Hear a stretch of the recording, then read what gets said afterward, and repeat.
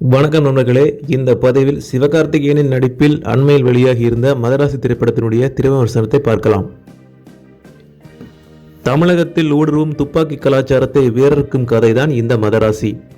தமிழகத்தில் துப்பாக்கி கலாச்சாரத்தை புகுத்தும் நோக்கில் வட இந்தியாவிலிருந்து 6 கண்டெய்னர்களில் துப்பாக்கிகளை வித்யுத் ஜம்வாலும் ஷபீர் கல்லறக்கலும் கொண்டு வருகிறார்கள். அதை தடுத்து நிறுத்த போலீசார் முயற்சித்தும் அவர்களை மீறியும் துப்பாக்கிகளை சென்னைக்கு கொண்டு வருகிறார்கள். சென்னையில் ஒரு தொழிற்சாலையில் துப்பாக்கிகளை பதுக்கி வைக்கிறார்கள். காவல்துறையின் அதிரடி படையிலேயே சமூக விரோதிகளின் ஆதரவாளர்களும் இருந்து இந்த சதி செயல்களை அரங்கேற்றுகிறார்கள். இதற்கிடையில் காதல் தோல்வியில் தற்கொலைக்கு முயற்சிக்கும் சிவகார்த்திகேயனை வைத்து அந்த துப்பாக்கிகளை அழிக்க போலீஸ் அதிகாரி பிச்சு மேனன் முடிவு செய்கிறார். அதன்படி அந்த தொழிற்சாலைக்குள் சாதாரண தொழிலாளியாக சிவகார்த்திகேயன் நுழைகிறார். இதற்கிடையில் சிவகார்த்திகேயன் மனநலம் பாதிக்கப்பட்டவர் என்ற உண்மை போலீசாருக்கு தெரிய வருகிறது. தொழிற்சாலைக்கு செல்லும் சிவகார்த்திகேயன் வில்லன்களை கண்டு அவர்களை கொலை செய்ய தயங்குகிறார்.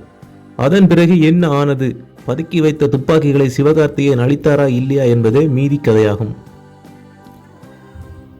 அதிரடி ஆக்ஷனில் புகுந்து விளையாடியிருக்கிறார் சிவகார்த்திகேயன். சண்டை காட்சிகளிலும் டூ போடாமல் நடித்து கலக்கியிருக்கிறார்.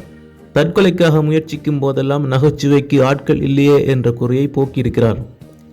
அழகாலும் யதார்த்த நடிப்பாலும் ருக்மிணி வசந்த் உள்ளத்தை கொள்ளை கொள்கிறார்.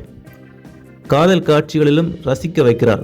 வில்லன்களாக வித்யுத் ஜம்வால், ஷபீர் கல்லறக்கல் பயமுறுத்தி உள்ளனர். அனுபவ நடிப்பால் பிச்சு மேனன் கவருகிறார். விக்ராந்தின் நடிப்பும் கவனம் ஈர்க்கிறது.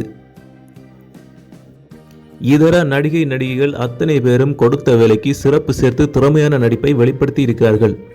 சுதீப் இளமோனின் ஒளிப்பதிவு படத்தை தாங்கி பிடித்திருக்கிறது. ஆக்ஷன் காட்சிகளில் மாயாஜலம் செய்துள்ளார். அனிருத்தின் இசை ஆட்டம் போட வைக்கிறது. பின்னணி இசையும் பிரமாதம். சில காட்சிகளை யூகிக்க முடிந்தாலும் பரபரப்பான திரைக்கதை அதை மறக்கடித்து விடுகிறது.